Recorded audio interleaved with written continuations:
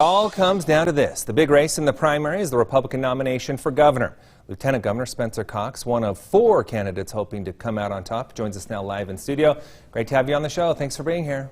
Thanks, Glenn. It's great to be back with you. So last May, I went to your campaign office. It's when you officially launched. I remember the day vividly.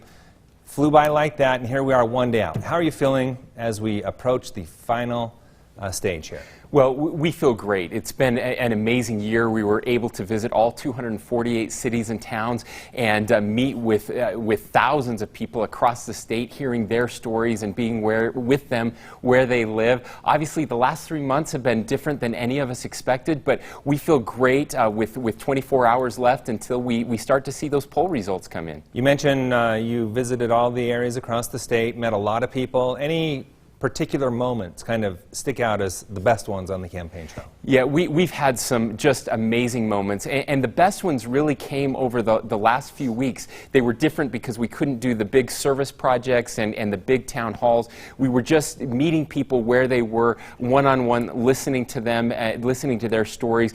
We had a very special meeting with a black mom talking about her 5 kids, raising her 5 boys here, and some of the things that have happened around racism in our state, and it was just incredible to get her perspective and learn more about their feelings here in the state of Utah. As you did travel the state, that was your goal and strategy to take part in service projects everywhere you went. What was the goal behind that? Why did you go that route? Well, really, I believe that politics in our nation is broken. It's become so toxic, and we were trying to show that politics and a campaign could be a force for good, and bring out people who maybe don't care about politics or elections, and we were able to do that with these service projects. It was amazing. People really care about their communities, and that gave us an opportunity to talk about the issues that were important to them. We wanted, win or lose, to be able to hold our heads high and say that we made the state a better place, and I feel confident we've done that. Let's talk about the latest trends. We've seen the polls move a bit lately. We've seen some that had you ahead outside of the margin of error, then some that bring it in. We've seen other polls where Governor Huntsman has been leading. So what do you make of the latest trends as we head into tomorrow?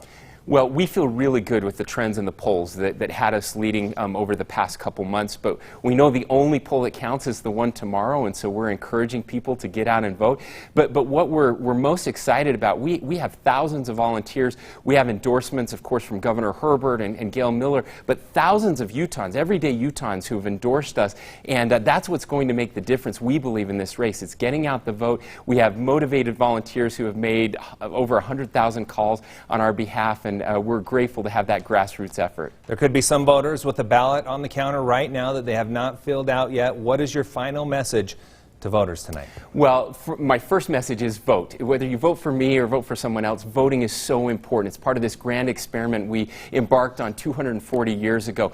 But together we built the best economy in the nation over the past 10 years. We're going to do it again, and we're going to build a world-class education system for our young people. We encourage you to vote Cox Henderson.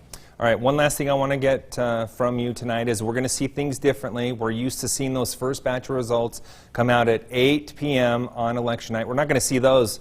I mean, we're going to already be on the air at 10 o'clock before we start to see the first. Are we going to be on pins and needles here for a little while? Yeah, we are. That's part of elections. It's part of vote by mail. We will get the first results right at 10 o'clock. I think there will be a big batch of results from most counties right at 10 o'clock, if not all counties. By 10:30, we will have those reporting in. But because of the coronavirus, the legislature changed it. So mail-in ballots can be mailed in tomorrow. Normally, they would have had to have been mailed in today. Those ballots won't even arrive or be counted for a couple days. Yeah. So if the races are close, it's very likely it could take a week to 10 days before we see those final results. Well, we will see how this all plays out. Appreciate your time tonight. Thank you. Thanks, Glenn.